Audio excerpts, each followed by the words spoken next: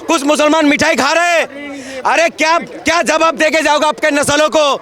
जिस देश के अंदर तुम्हारे बेटियों का हिजाब पहनने नहीं देता है, जिस देश में तुम्हें नमाज पढ़ने नहीं दिया जाता, उसी देश में तुम इनकी सपोर्ट कर रहे हो। पहले हमारी कौम के अमीरों ने वक्फ बोर्ड को लूटा, अब सरकार लूटेगी तो क्या फर्क पड़ लिया है? हिंदू अगर 1 महीना कामन निकालता है तो वो ये नहीं कहता है कि ये रोड वक्फ की है, लेकिन आप 2 दिन नमाज पढ़ लेते हो, तीसरे दिन का तो ये वक्फ बोर्ड की जमीन है। ऐसे हमारा मजहब में भी है, कुछ गद्दार मुसलमान है। वक्फ बोर्ड के नाम पर में दुनिया की सबसे ज्यादा संपत्ति वक्फ बोर्ड के पास है। अडानियों को बटेगा, अंबानियों को बटेगा, वो गरीब लोग हैं। हमें दिल में इसलिए दुख है जो देशों में मोदी जी कहता है ईद अच्छे से मनाओ और बाबा जी कहता है रोड पे नमाज मत पढ़ो। आप लोग का जब 3 तलाक का बिल आया तब भी आप विरोध कर रहे थे। जिस देश में दलितों को सुराई बांध देते थे उनको नहीं छोड़ा, जिस देशों के अंदर महिला को स्तन ढांकने नहीं देते थे वो तो हिंदू थे। कि 288 बहुमत हुए हैं तो क्या उस सांसदों में आपके मुसलमान नहीं थे क्या? आज जैसे जेडीयू के अंदर अब वो इस्तीफा दे रहे हैं। ये कानून ऐसा बन रहा है, मुझे पहले सर्टिफिकेट देना पड़ेगा 6 महीना तक, मैं मुसलमान हूँ कि नहीं हूँ। ये कानून इतनी खतरनाक चीज़ है, सरकार के हाथ में जब चले जाएगा, सरकार जिस चीज़ में वोट लगा देगा वो सरकार का हो जाएगा। बालाजी का देख लीजिए, शिरडी साईनाथ का देख लीजिए और रामलला का देख लीजिए, सबका टेस्ट का पैसा सार्वजनिक है। नमस्कार, आप देख रहे हैं वो न्यूज़ और मैं हूं आपके साथ विनायक कुमार। देखिए, आज पूरे देश के अंदर जिस तरह से वक्फ बिल को लेकर पूरी तरीके से इसके प्रक्रिया को खत्म कर दी गई, अब उसके बाद कई जगहों पर हिंसा देखने को मिल रहा है। साफ तौर पर चाहे वो बिहार से लेके बंगाल हो, गुजरात हो, महाराष्ट्र हो, हर जगह पर इसके हिंसा देखी गई। अब सरकार जो है इस चीज को लेकर लगातार एक्शन में है। उत्तर प्रदेश के मुख्यमंत्री ने यह भी कह दिया है कि जितनी भी अवैध संपत्तियां हैं उन सबको जब्त किया जाएगा और वो सब जो है सरकारी खजाने में आएंगे। जुड़ेंगे आम जनता के साथ, बातचीत करेंगे। चाचा, क्या कहेंगे? वक्फ बिल जो है खत्म हो चुका है। खत्म नहीं हुआ भाई, ये गलत बात कर रहे हो।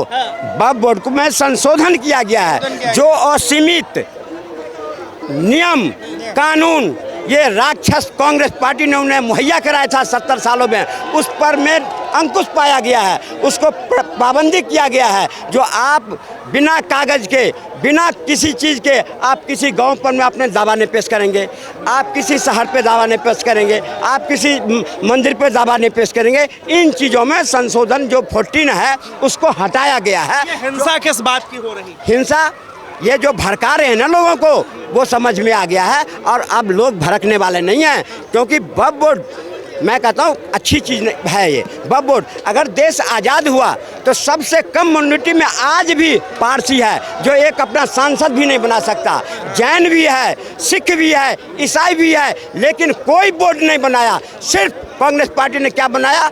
मुस्लिम बोर्ड, वक्फ बोर्ड बना के दिया। भाई बोर्ड बना के दिया ठीक है, उसमें भी अंसारी बोर्ड बनाया और वो बनाया क्या कहता है एक और बोर्ड बना के दिया, लेकिन पासमानदा क्यों नहीं बनाया भाई तुमने? अहमदिया क्यों नहीं बनाया तुमने? और भी उनमें 36 बिरादरी है। देखिए, वक्फ बोर्ड की जो सबसे मैंने बिल पढ़ा है, जो मैंने संशोधन पढ़े हैं, मुझे जो सबसे स्टूपिड बात लगी ना वो ये है कि आप अपनी प्रॉपर्टी वक्फ नहीं कर सकते अगर आप 5 साल से नमाजी या अच्छे प्रैक्टिसिंग मुस्लिम नहीं है। ये कहाँ का रूल है? ये कहाँ का लॉ है? ये क्या बात है कि आपको कौन कैसे प्रूव करेगा कि मैं 5 साल से नमाज पढ़ रहा था कि नहीं पढ़ रहा था? ये कैसे प्रूव करोगे? आप हमारे घरों में कैमरे लगाओगे, क्या करोगे?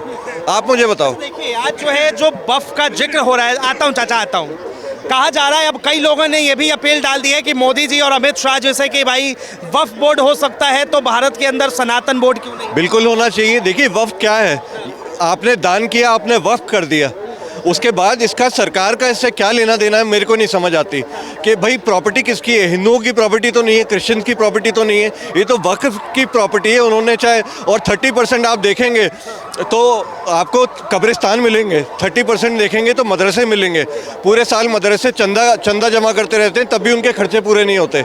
सिर्फ 10 या 12% ऐसा है जहाँ पे दुकानें हैं, जहाँ पे व्यवसाय है। तो मुझे ऐसा लगता है कि सरकार चाहती है कि तुम मलाई खा रहे हो, हम भी थोड़ी सी खा लेते हैं। देखिए, ये आरोप तो लगा दिए, लेकिन आज दुनिया की देश की सबसे बड़ी अगर संस्था है तो वक्फ बोर्ड है, जिसके अंदर तीसरे नंबर पर सेना के बाद और रेलवे के बाद अगर संपत्ति है तो इनके पास है, वक्फ बोर्ड के पास है। लेकिन उस वक्फ बोर्ड का क्या हुआ?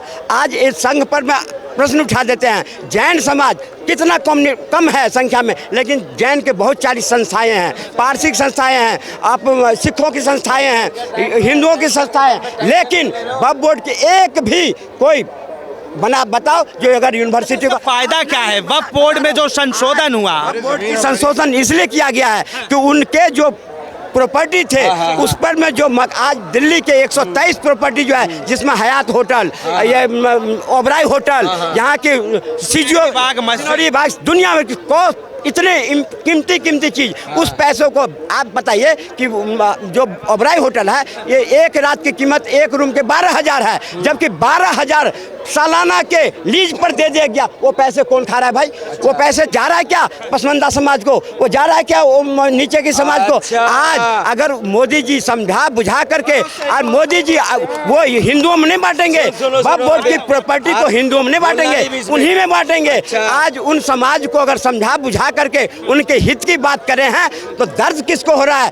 ओवैसी को। क्यों? ओवैसी ने 600 एकड़ जमीन, 600 मॉल, 300 मॉल, आज आँच आई है, ओवैसी बौखला रहा है और इनके आंख में झूल दूंगा। क्यों? वही समाज जो अग्रिम समाज है, इनके हाथ में पत्थर थमा के पत्थर थमाते वो अच्छा था। ठीक है चाचा, एक मिनट, आप वक्फ के समर्थन में हैं या फिर उसके खिलाफ? मैं समर्थन में कैसे होऊंगा? खिलाफ। और लेकिन क्यों खिलाफ है? ये चाचा ने अभी बोला है, अब कितने सारे चीज वो दिया, मगर इनका ER के जगह के बारे में क्यों नहीं बताया? क्यों नहीं बताया? क्या हम ले लेंगे क्या? नहीं, तुमने अभी बोला ना, मगर 22 करोड़ रुपए अंबानी का जो जमीन है वो भी वक्फ बोर्ड पे है। वक्फ बोर्ड पे हाँ। जो अभी तुमने सुन तो लो पहले, जो 22 करोड़ रुपए में बिका गया, जो तुम समाज के बोल रहे थे अभी, वो समाज का वो था। वो सुन लो पहले वक्फ पे बात कर ले। उसी में तो आ रहा हूं। पहले बात कर ले। एक बात बताइए। चाचा नहीं, एक मिनट रुक जाओ, आता हूँ। एक बात बताइए, एक मिनट, जब संसद भवन के अंदर वक्फ बिल को पास कर दिया गया, फिर इसके बाद ये देश में हर जगह पे दंगे जैसे माहौल सपोर्ट में भी थे, इसलिए बन रहा है। ये जो मसला मेरे ऊपर आ रहा है अभी, ये मसला इनके ऊपर डाल दो, ये चुप रहेगा। अगर ये बोलेगा जहाँ मैं चुप रहूँगा तो मैं भी बोलूँगा, मैं भी चुप रहूँगा। बोलना जरा, कौन सा जो मसला चल रहा है, जो कानून बन रहा है, मेरे को हटा के इनके ऊपर थोपो अभी थोड़ी देर के लिए। ये अगर मुँह से बोले हाँ ये फैसला अच्छा है, तो मैं भी बोलूँगा अच्छा फैसला है। बोलो। ये कानून साल भर से चल रही थी। जब जेपीसी बना, हर इनके समुदाय के लोग, सांसद सारे उसमें भाग ले रहे थे। तब मुंह में क्या था? लड्डू बैठा था तुम्हारे? तब क्यों नहीं बोलते थे? तब ये मौलाना सब क्यों नहीं सड़क पे उतरा था? बारे जब तुम्हारे हित की चीज गरीबों तक पहुँचे, तुम्हारे समाज में गरीबों तक पहुँचे, तो पेट में दुख हो रहा है। अब समाज के जो मुस्लिम थे, अडानियों को बटेगा, अंबानियों को बटेगा, वो गरीब लोग हैं, उन पे बटेगा। अरे गरीब जो हमारा मोदी जी हमारे देश को 80 करोड़ लोगों को राशन बंट रहा है, वो दूसरे को कैसे दे देगा? जो मोदी जी हमारे राजनीति करता है, हमारे त्योहार को लेके अभी पैकेज बढ़ रहा था ना, मोदी जी बांट रहा था। मैं तो कह रहा था ऐसा मोदी जी होना चाहिए, मगर मुझे नहीं, बाद में जब मुझे पता लगा ये मोदी जी ने तो बहुत बड़ा गेम खेल दिया। गेम कैसा खेला? आपने बहुत अच्छा सवाल किया। एक मिनट, एक सवाल है, एक मिनट रुक जाओ, पहले बात सुनो। वक्फ बोर्ड के नाम पर में दुनिया की सबसे ज्यादा संपत्ति वक्फ बोर्ड के पास है। 23,000 एकड़ जमीन है। इतने सुनो, ये कहते हैं पार्लियामेंट मेरे जगह पर, सीजीओ कैंप मेरे जगह पर, दिल्ली के बड़े बड़े होटल मेरे जगह पर, एयरपोर्ट मेरे जगह पर। अरे हम भी तुम्हारे पर सब कुछ, फिर भी तुम मोदी के दिए हुए योजना के लिए 10 किलो के लाइन में क्यों लगते हो? क्यों नहीं बनाते हॉस्पिटल अपना? तुम कहाँ चली जाती है तुम्हारी? और फिर आवास के लिए लगते हो, शौचालय के लिए लगते हो, फिर रोजगार भी मोदी जी। तुम क्या कहाँ रखे हो 23,000 करोड़? कहाँ गए रखोगे? और निम्ता खाने के लिए बात नहीं चलेगी अब वो चीज। पेंशन के टाइम में टेंशन मत लिया करो चाचा, पेंशन के टाइम में टेंशन ना लो। सुन लो, तुम्हारी हो गई, सुन लो, मेरे को तो बोलने दिया था, जो बात को काट दिया आपने। मेरे कहने का मतलब है, मोदी जी हमें ईदी के सौगात बांट रहे थे ना, पैकेज बांट रहे थे। सिर्फ इसलिए मैं विरोध कर रहा हूँ। अगर मेरे देश में सबके लिए एक कानून है तो हर मजहब के लिए भी एक कानून होना चाहिए।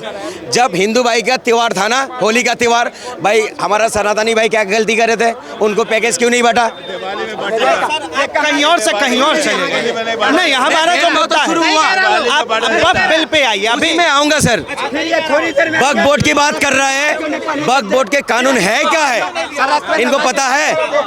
जो वक्फ बोर्ड के कानून आप बना रहे हो, मोदी जी कहता मेरा नियत साहब है। जो मोदी जी कांग्रेस के टाइम पे 60 रुपए में तेल मिलता था पेट्रोल, और आप कितने की मिल रहा है? कितने की मिल रहा है? 98 रुपए का। 98। मोदी जी का नियत कितना साफ है? जब तुम देश को नहीं छोड़ रहे हो, सुन लो आज कितना सुन लो, पहले सुन लो, ये अनभक्ति मत करा करो। अरे बहुत आप घुमा रहे मौलाना साहब, ये लंबा रूट मत पकड़िए, सीधा। हमारे दिल में दुख है, हमें दिल में इसलिए दुख है जो देशों में मोदी जी कहता है ईद अच्छे से मनाओ और बाबा जी कहता है रोड पे नमाज मत पढ़ो। सुन लो, एक मसला हो गया, दो राजनीति कर लिया आपने, कर लिया।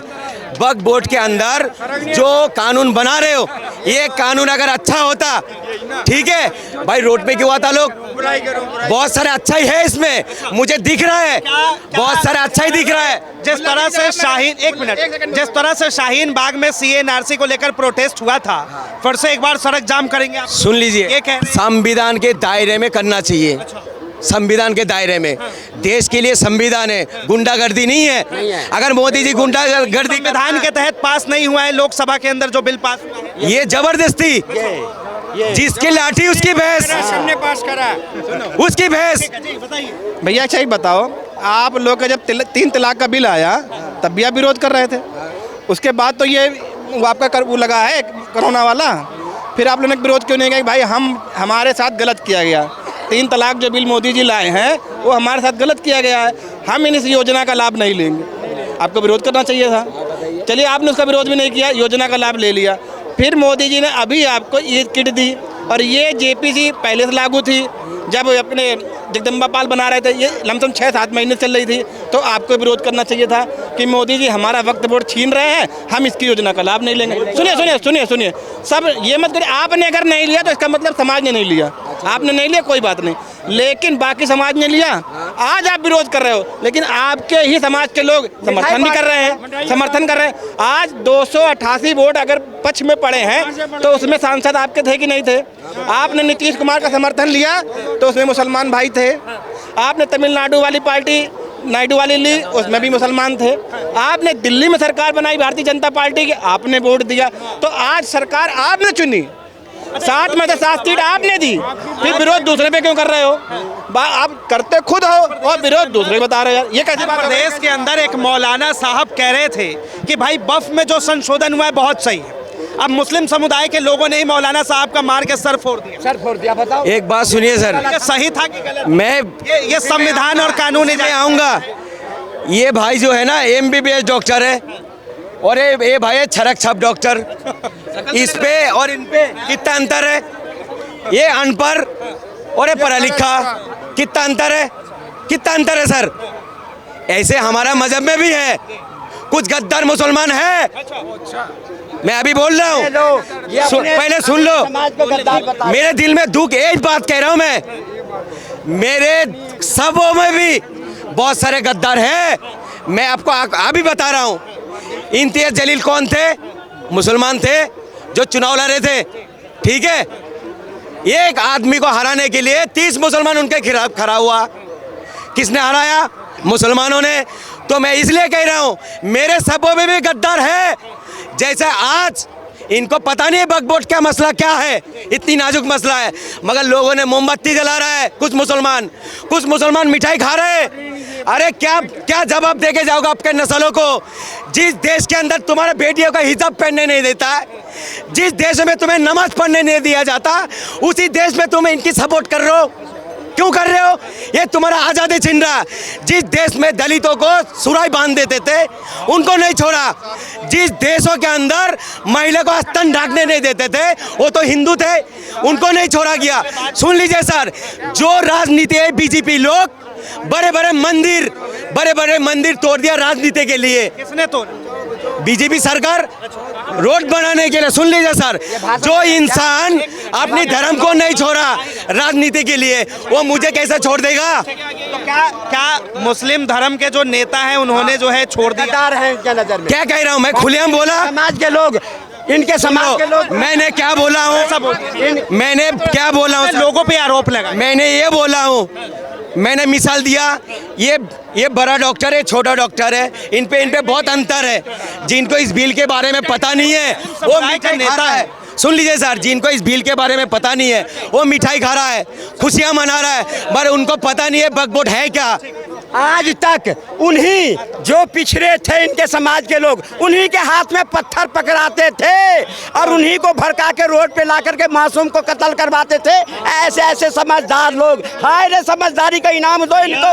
आज इनके जब ताला लगी है तो ये बौखला रहे हैं। ये वो क्यों मोदी जी के साथ खड़ा है? अरे अपना हक के लिए खड़ा है, अपना स्वाभिमान के लिए खड़ा है मोदी जी के साथ। और ये बात कहते हैं नमाज पढ़ने की बात, कोई मना नहीं करता सड़क पे नमाज पढ़ने से। लेकिन अगर हिंदू अगर 1 महीना कामन निकालता है तो वो ये नहीं कहता है कि ये रोड वक्फ की है। लेकिन आप 2 दिन नमाज पढ़ लेते हो, तीसरे दिन का तो ये वक्फ बोर्ड की जमीन है। अब वो चीज नहीं चलेगी देश में। यादव जी क्या कहेंगे? देखिए, जिस तरह से इन्होंने आरोप लगाए कि मुस्लिम में जो है कुछ मुसलमान गद्दार हैं जो लड्डू खा रहे हैं, फिर इन्होंने कहा कि भाई नमाज पढ़ना गुनाह है, हिजाब नहीं पहनने। आप सुनो। अच्छा 1 मिनट जवाब। भैया सुनो, आपकी कोई हिम्मत नहीं है कि आप किसी को गद्दार कहो। आपका फेवर है, आपका मन, आप मोदी को चुनिए मत चुनिए। हमारा मन है चुने या न चुने, लेकिन गद्दार कहना सबसे बड़े गद्दार आप हो। किसी भी कौम के लिए आप गद्दार बोलो, सबसे बड़े गद्दार आप हो। आप सुनिए मेरी बात सुनिए। अगर गद्दार ये चॉइस है, ये जिसकी चॉइस है। अगर कोई आपके यहाँ भी शिया और सुन्नी होते हैं, ये उनकी चॉइस है। गद्दार मत बोलिए। यही बातें लोगों को भड़काती है, आपस में लड़ाई कराती है। होगा क्या कि कोई मान लिया भाई सुन्नी और अब शिया है, तो अगर समर्थन कर रहा है तो आपस में लड़ाई होगी ना। ये लड़ाई का जरिया है। आप मीडिया है, ये लाखों करोड़ों लोग देखते हैं। ऐसे शब्द बोलने से, सुनिए भैया सुन तो लो यार, अरे सुन तो लो मौलाना सुन लो। हाँ सुनिए, अगर मस्जिद टूटी है सड़क पर, अगर सड़क बनाने में मस्जिद टूटी है तो मंदिर भी टूटे हैं, लेकिन संविधान पर अगर आप उंगली उठाते हो तो गलत है। आज सुनिए, मैंने आपसे पहले भी कहा था कि 288 बहुमत हुए हैं, तो क्या उस सांसदों में आपके मुसलमान नहीं थे क्या? आज जैसे जेडीयू के अंदर अब वो इस्तीफा दे रहे हैं। पहले इस्तीफा देना चाहिए उनको कि भाई हम वक्फ बोर्ड का समर्थन नहीं करते हैं, और नीतीश जी अगर आप समर्थन कर रहे हैं तो हम इस्तीफा दे रहे हैं। तो अगर वो आप इस्तीफा दे रहे हैं तो राजनीति कर रहे हैं आपके साथ। आप किसी गद्दार नहीं बोल सकते हैं। ये देश का हर एक आदमी देश का दोषी है। आप कह रहे हैं कि जो मुस्लिम के नेता है वो मुसलमानों के साथ ही राजनीति, बिल्कुल गंदी राजनीति कर रहे हैं। जब आपने समर्थन, आपको पता था नीतीश बाबू एनडीए के साथ हैं और तमिलनाडु के चंद्रबाबू नायडू हैं, तो आप इस्तीफा दे रहे हो क्यों? आप इनसे लड़वाना चाहते हो कि आप दंगा करिए, फसाद करिए, लेकिन मेरा मुसलमान भाई अब लड़ाई नहीं करेगा, अब दंगा नहीं करेगा। हम वोट का मत इनका है, अब की बार भारतीय जनता पार्टी को देना होगा, भारतीय जनता पार्टी को देगा, या इंडिया को देना चाहेगा, इंडिया वाले को तो उनको देगा, लेकिन गद्दार नहीं है भाई मेरे। तो 2 बातें कहना चाहता हूँ, बस सिर्फ 2 बातें। पहले हमारी कौम के अमीरों ने वक्फ बोर्ड को लूटा, अब सरकार लूटेगी तो क्या फर्क पड़ लिया है? पहले हमारी कौम के अमीरों ने तो लूटा वक्फ बोर्ड को। बताओ कि वक्फ बोर्ड को जो है सबसे ज्यादा मुस्लिम समुदाय के लोगों ने, हमारी कौम के अमीरों ने लूटा भाई। गरीबों को तो, रांड बेवों को तो कुछ मिला ही नहीं है। कहाँ मिले रांड बेवों को? वो बेचारी रांड बेवा अभी भी दुखी है, उनकी हाय खा गई, उनकी हाय खा गए। नहीं मिलेगा, अब मिलेगा। मैं कहता हूँ पहले कौम के अमीरों ने लूटा, अब सरकार लूट लेगी तो क्या फर्क पड़ेगा? देखिए आपके सामने ये भी मुसलमान भाई है और आप भी है, दोनों का मत अलग अलग। आप कह रहे हैं कि वक्फ बोर्ड में जितने लोग थे वो सब लुटेरे, आप सब लुटेरे। भारत, ये सरकार भी लुटेरी, ये वक्फ बोर्ड भी लुटेरे, सब लुटेरे हैं भाई, सब लुटेरे। कोई तो कह रहे हैं कि भाई पहले भी हमें जो है उसका फायदा नहीं मिला। मैंने अभी थोड़ी देर क्या बताया था, अनपढ़ और पढ़ा लिखा कभी एक नहीं हो सकता है। MBBS डॉक्टर और छरक छाप, ठीक है, वो कभी एक जैसा नहीं हुआ। इनकी जितनी नॉलेज है इसने बताया, ये भाई का जितनी नॉलेज है इसने बताया, मेरे जितनी नॉलेज है मैं उतना बताया। वक्फ बोर्ड के बारे में मैं अभी भी बोल रहा हूँ, वक्फ बोर्ड है क्या और ये कानून जो बना रहा है वक्फ बोर्ड, तो सबको पता है वक्फ बोर्ड ये अल्लाह के नाम पे दान कर दिया, सबको पता है। मगर ये कानून जो बना रहा है, काले कानून जो बना रहा है, इस कानून में बहुत सारे अच्छा ही है। मैं अभी कह रहा हूँ, सुन लीजिए सर, मैं नहीं आपको सुप्रीम कोर्ट जाने का सुन लीजिए। इसमें अच्छाई क्या है ये बताइए आप। सुप्रीम कोर्ट जाने का रास्ता है, क्यों घबरा रहे हो? अब बोले सुप्रीम कोर्ट जाओ ना, अभी तो आपके पास रास्ता है, ऑप्शन है सुप्रीम कोर्ट जाने सर, मैं क्या कह रहा हूँ, मेरे दुख को समझो पहले, मैं क्या बोलना चाह रहा हूँ। अच्छा देखिए, मैं क्या कह रहा हूँ सर, बात सुनिए। इसके अंदर चाहिए 100 कानून है, इसमें मुझे 90% 90 चीज मुझे अच्छा दिख रहा है, मगर 10 चीज जो है इतनी खतरनाक।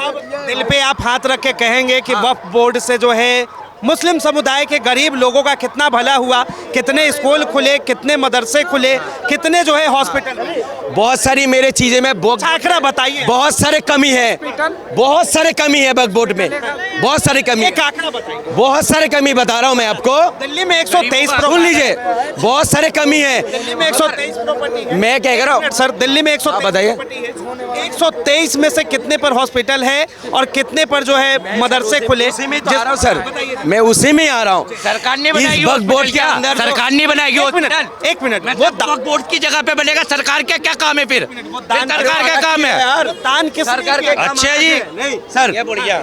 आप थोड़ी से सुनो दानिश भाई, बात को समझो पूरी बात। मुझे इस कानून के अंदर बहुत सारे अच्छा ही है, मैं मना नहीं कर रहा हूँ, बहुत सारे अच्छा ही है। इसमें 8-10 चीज ऐसे हैं वो बहुत खतरनाक है, बहुत खतरनाक है। ये कानून ऐसा बन रहा है, मुझे पहले सर्टिफिकेट देना पड़ेगा 6 महीना तक, मैं मुसलमान हूँ कि नहीं हूँ। 4 साल तक मुझे सरकार चेक करेंगे ये 4 साल में मुसलमान है कि नहीं है। अगर मैं वक्फ बोर्ड को दान करूंगा, पहले मुझे सर्टिफिकेट देना पड़ेगा सरकार को, सर मुसलमान मैं हूं कि नहीं हूं, उसके बाद मैं दान करूं। जवाब दे सर, ये कानून तो मुझे बहुत बुरा। दूसरी बात, ये कानून इतनी खतरनाक चीज है, सरकार के हाथ में जब चले जाएगा, सरकार जिस चीज में वोट लगा देगा वो सरकार का हो जाएगा। अरे सुनो, आप सुनो मेरे भैया, एक भैया सुनो, आपके यहाँ निकाह होता है ना, निकाह होता है, जब शादी होती है तो लिखाई होती है ना, अगर तलाक भी होता है तब भी लिखाई होती है। और जब लिखाई आपको दिखानी तो डर काहे का भाई? डर काहे का? डर क्या का? भाई आपने किसी से निकाह किया, शादी करी है तो उसमें नाम लिखा होता है, आपका आपकी वाइफ का नाम लिखा होता है ना, तो कभी ये कोई दिखाया जाए ये आपकी बीवी है, आपके कागज दिखा तो क्या डर है? सुनो, अरे सुन तो ले, मैं मजाक निकाह, अब जब तलाक होता है तब भी कागज लिखा जाता है कि आज से आपका हमारा तलाक हो रहा है, ये कागज अलग हो गए, होता है ना। आप अगर आज आपके पास आपके पिताजी, आपके अब्बू, जो भी बोलते हो आप, अब्बू या उनके वालिद साहब, तो जो उनके पास कागज दिखाने में डर कहेगा, अबे हमें कहें का डर और तुम्हें कहें का डर? आज हमारी चौथी पीढ़ी लमसम आपकी होगी, कहें का डर यार, पांचवी कहें का डर? और ये भ्रम काहे फैलाना कि भाई हमें कागज दिखाने में डर हो रहा है? हमसे अभी मांगो, अभी मांगो। हमें इस मुसलमान पे अब्दुल कलाम दिखाई देता है, लेकिन बनो तो यार, बन के दिखाओ ना। लेकिन जब आप गलत बोलोगे तो आपका विरोध, तू खुद ही मिसाइल है। एक आध मिसाइल बना दूं भाई तुम अब्दुल कलाम बन रहे, मेरा भाई है, हमें आप सर पे बैठाएंगे, लेकिन जब गलत करोगे तो हम आपका विरोध करेंगे। आज मैं अभी भी कह रहा हूँ, वक्फ बोर्ड क्या है मेरे को नहीं पता भाई, मैं साफ बता रहा हूँ, उसमें क्या आपका था और क्या नहीं था मुझे। लेकिन अगर आप मुझे ये बता देंगे, जैसे भाई ने कहा कि एक हॉस्पिटल, एक धर्मशाला या मस्जिद जैसे वक्फ बोर्ड ज़मीन बनी है, हिंदुओं में टेस्ट चलते हैं, लेकिन मैं आपको ऐसे 10 टेस्ट बता सकता हूँ जिससे अनाथ आश्रम भी चलते हैं, स्कूल भी चलते हैं और आपके ये हॉस्पिटल भी चलते हैं। मुझे, मैं आपके बारे में नहीं पता, मैं नहीं बता सकता। 123 मैं बता सकता हूँ अपने बारे में, तो इसलिए बता सकता हूँ, चाहे वो बालाजी हो, चाहे वैष्णो देवी का हो या आपके साईं बाबा, ऐसे कितने टेस्ट हैं जो स्कूल चलाते हैं, हॉस्पिटल चलाते हैं और अनाथ बच्चों का अनाथ आश्रम चलाते हैं। आप अगर मेरा भाई अब्दुल, मान एक एग्जाम्पल देता हूँ, वो पंचर की दुकान लगाता है या रिक्शा चलाता है, तो कभी किसी मदरसे वाले भाई ने या जो आप मौलाना जी बोलते हो खुलेआम सपोर्ट किया हो तो आप बता दो, हाँ मेरा टेस्ट इसलिए सपोर्ट करता है, मेरे टेस्ट में इतने पैसे हैं, हर एक टेस्ट का पैसा सार्वजनिक होता है। वो वैष्णो देवी का टेस्ट देख लीजिए, बालाजी का देख लीजिए, शिरडी साईनाथ का देख लीजिए और रामलला का देख लीजिए, सबका टेस्ट का पैसा सार्वजनिक है। अगर आप बता दीजिए मैं मान लेता हूँ भैया। ये जो है ट्रस्ट का पैसा दिखा रहे हैं, अब पूछ रहे हैं कि वक्फ बोर्ड के जमीनों पर क्या हुआ, यही बता दें। मैंने अभी पहले क्या बोला था आपको, बहुत सारी चीज कमी है, बहुत कमी है। मैंने शुरू में बताया था, दानिश भाई ने भी वही बात बताया था, घूम फिर के वही आया नहीं आया, अच्छे भी है तो बहुत सारे कमी है। सही रहता। तमाम जानकारी के लिए तो देखिए मौलाना साहब ने कहा अब क्या फायदा जब चिड़िया चुग गई खेत। बहरहाल वक्फ बोर्ड को लेकर आप क्या सोचते हैं, अपनी प्रतिक्रिया जरूर दें। ऐसे ही तमाम खबरों के लिए देखते रहे वो न्यूज़।